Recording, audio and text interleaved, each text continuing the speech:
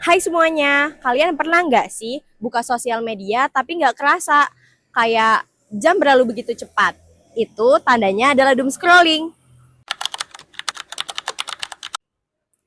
Doom scrolling adalah kebiasaan untuk membaca atau menonton berita negatif yang ada di sosial media.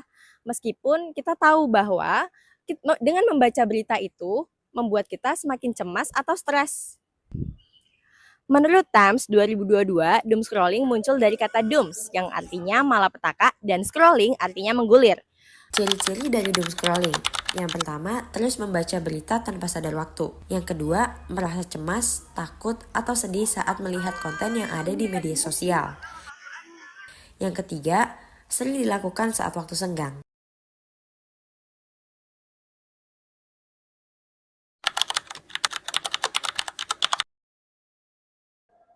Banjir di mana-mana, gempa lagi, kebakaran hutan. Duh, makin parah ya dunia ini.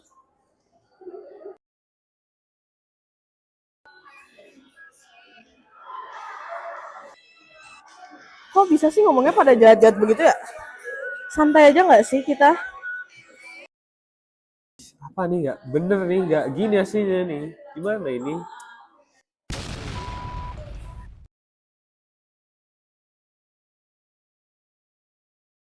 Diduga terciduk berselingkuh dengan pria bernama Tafri Ramadan. Capek banget ya habis kelas. Tapi aku mau tetap scrolling deh. Yang diketahui berprofesi sebagai petinju. Kenapa sih doom scrolling bisa terjadi? Dari sisi psikologis ada beberapa faktor.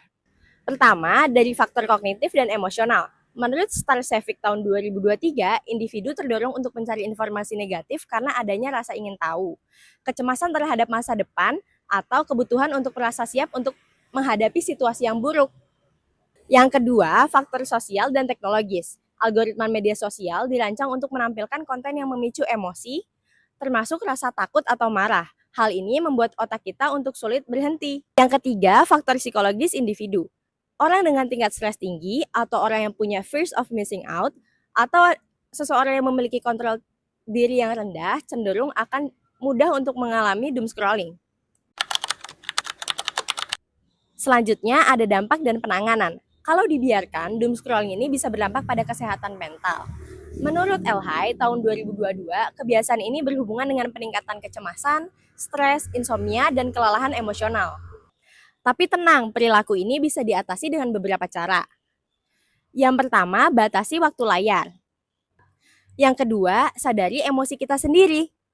Yang ketiga, pilih sumber informasi yang sehat. Yang keempat, latih mindfulness digital kita. Orang-orang makin toksik ya. Iya. Kayaknya udahan nggak sih kita scrollnya? Makin hari makin jahat nih orang-orang. Yang kelima, lakukan kegiatan positif seperti berolahraga, ngobrol secara langsung, atau membaca buku secara fisik. Jadi, teman-teman udah tahu kan kalau doom scrolling itu tidak hanya berpengaruh pada kesehatan mental kita, tapi juga fisik kita. Jadi, Stop scrolling, living mindfully.